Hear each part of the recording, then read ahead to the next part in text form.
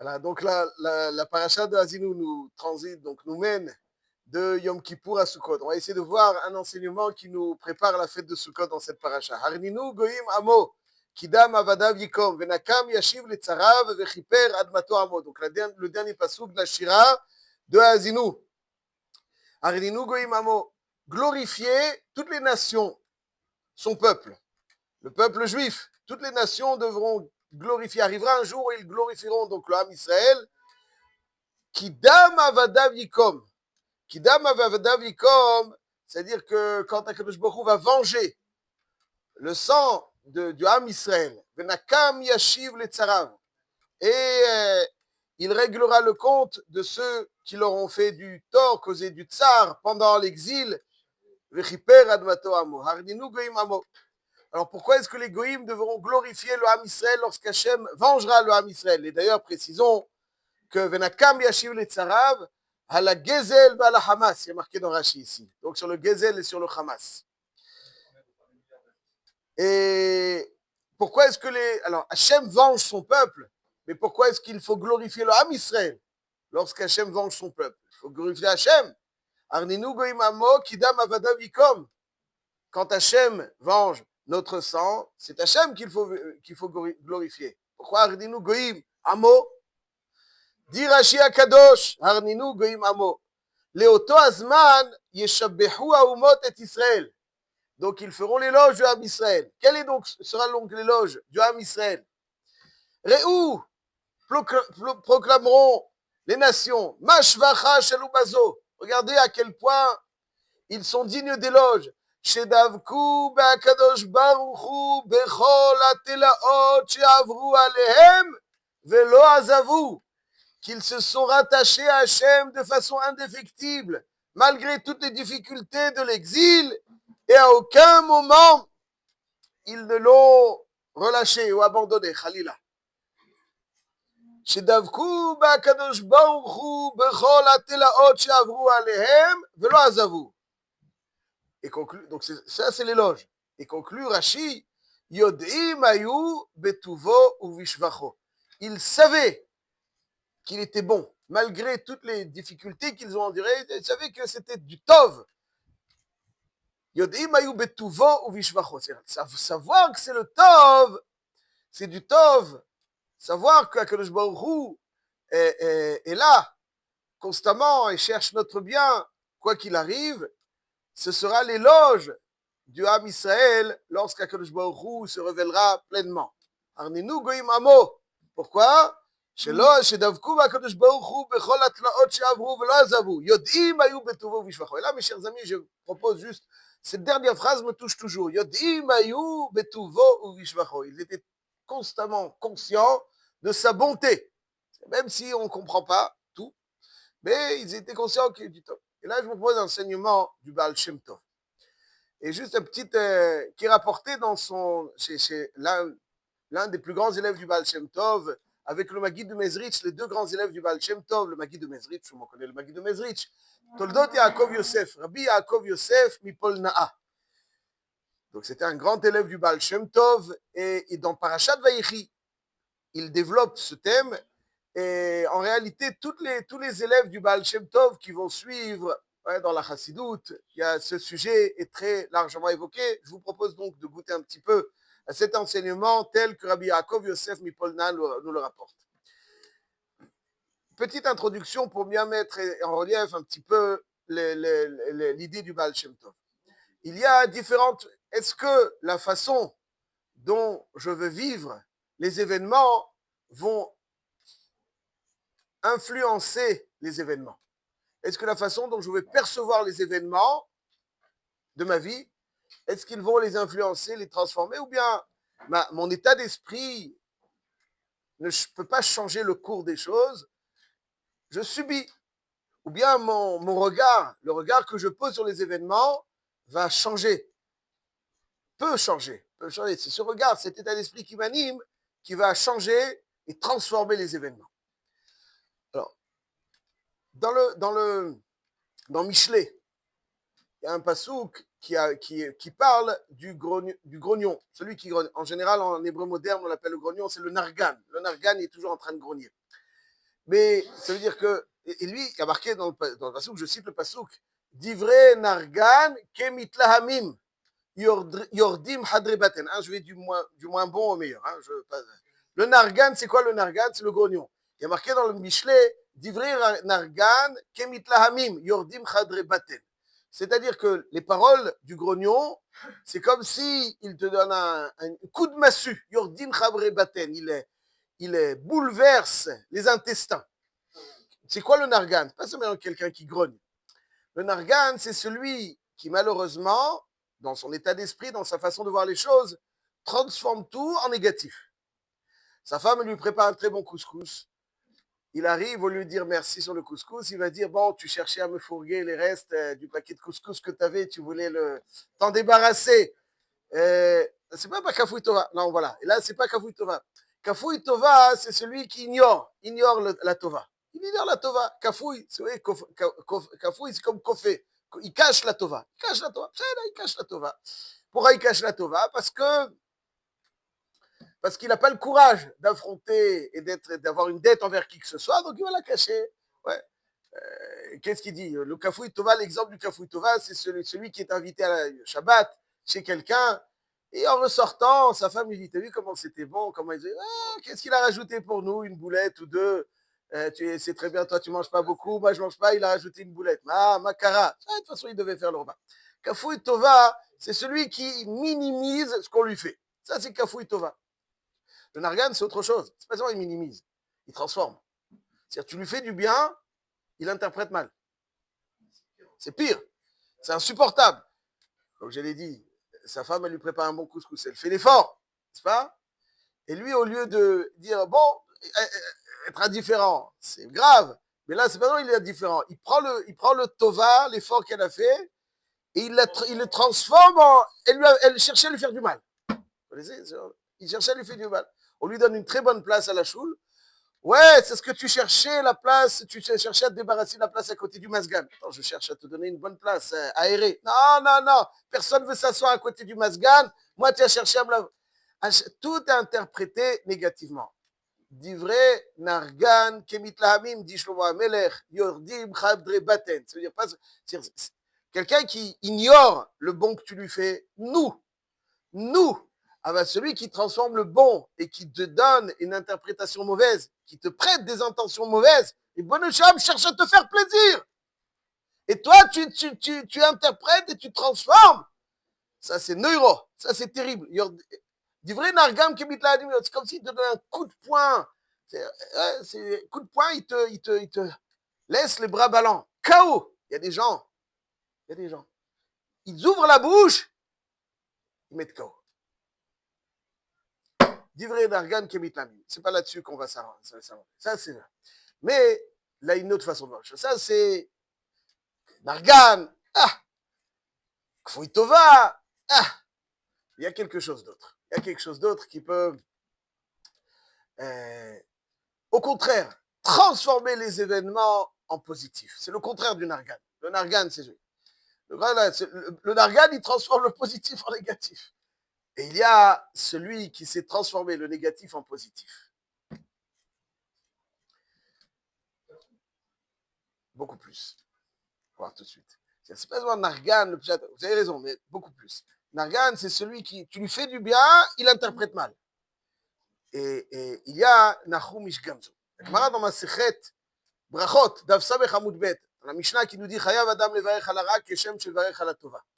N'est-ce pas? Quelqu'un doit faire le bracha sur la hara, Khalila, keshem shevarech al tova. Et la Gemara raconte, dit, donc rapporte l'histoire de Rabbi Akiva. Leolam yadam ragil lomar, kol man David rachmana, l'étav avid. Un homme doit s'habituer à dire tout ce qu'Hachem fait, c'est pour le bien. Et le Gemara rapporte l'histoire de Rabbi Akiva, que tout le monde connaît, qui n'a pas été accepté dans un village et qui a dû dormir tout seul à l'extérieur de ce village. Et ensuite, pas simplement, il a été refusé, on a refusé de l'abriter et de lui donner une place pour passer la nuit. Et en plus, son âne a été dévoré, son coq a été dévoré, il n'y avait plus de lumière, il n'y avait plus rien. Donc, a priori, il était... Et finalement, il s'est rendu compte que ce désagrément qui lui est arrivé lui a sauvé la vie. c'est pas, des brigands sont arrivés, et parce qu'il n'y avait plus l'âne, il n'y avait plus le coq, il n'y avait plus donc cette lumière, il était passé inaperçu. Donc ça veut dire, il y a un rat. S'il avait été hébergé dans cette ville, il serait passé ce qui se serait passé. Les brigands sont arrivés, ils ont fait malheureusement un massacre. Il n'a pas accepté, c'était le Tova. Et ensuite, donc, si l'âne avait fait du bruit, le coq avait fait du bruit. Donc il était passé inaperçu, c'est ça qui lui a sauvé la vie. Et la Gemara nous dit, l'olam yadam ragil lomar kol david rahmana l'etavavid. Le Maharsha dit, la Gemara aurait pu apporter aussi l'histoire de Nahum Ish Gamzu. Nahum Ish Gamzu, il a été envoyé donc à l'empereur à l'époque et pour lui donner donc un coffre-fort plein de bijoux. Et dans son voyage, lorsqu'il se dirigeait vers l'empereur, il passe dans une auberge. Les voyous là-bas vont prendre tous les bijoux et vont le remplacer avec de la terre pour ne pas lui donner l'impression qu'il est vide. Et l'impression qu'il est vide. Et il arrive donc chez l'empereur, et il se rend compte qu'il y a de la terre. Alors l'empereur, il est fou furieux. Il dit, c'est quoi vous moquez de moi? Et il voulait faire ce qu'il voulait faire. Et Léon avait dit, mais monsieur l'empereur, sa majesté, leur ancêtre a conquis avec, en apportant un pasouk de Yeshaya, avec cette terre. Lorsqu'il faisait les guerres, il lançait cette terre, et ça se transformait en or. Il a essayé, il a réussi, et Nahum Ish Gamzu, donc il a été remercié, encensé, et tout les bijoux donc qu'il aurait dû donner, finalement, il lui remplit le coffre de bijoux pour le ramener au Ham Israël. Il dit le Maharsha, quand on dit que le Kol David Rahmanel est Avavid, qu'on doit prendre les choses avec une approche positive, au lieu de ramener Rabbi Akiva, on aurait pu rapporter Nahum Ish Gamzu. Nahum Ish Gamzu aussi, il est face à une situation accablante a priori. Il dit, Gamzi le Toivu, comment Eliyahu Hanavi est arrivé? Comment Eliyahu Hanavi est arrivé? Parce que dès qu'il a vu la terre, tout le monde aurait, ça y est, suivant le date, je lui offre de la terre, je me moque de lui. C'est cuit. Gamzu le Toivu. Gamzu le Tova. Il dit le Maharsha, tu aurais pu amener Gamzu le Tova aussi, Nahum Ish Gamzu. Il dit le Baal Shem Tov Kadosh, rapporté dans le Talmud Yaakov Yosef, Parashat Vayechi, encore dans beaucoup de Sfarim. Pidgamin Kadishin et encore d'autres. Il dit le Baal Shem Tov que on ne peut pas rapporter l'histoire de Nahum Ish Gamzu sur les propos de la Mishnah dans Masechet Brachot, Samech Amud Bet, Nahum Ish Gamzu c'est Chaf Aleph, Ta'anit Chaf Aleph. Et on ne peut pas rapporter donc cette histoire de Nahum Ish Gamzu qui est dans Ta'anit Chaf Aleph avec l'histoire de Rabbi Akiva de Brachot, Samech Aleph. Pourquoi? Parce que Rabbi Akiva, c'était c'est-à-dire que le moment est négatif. C'est une gifle, c'est quelque chose de difficile.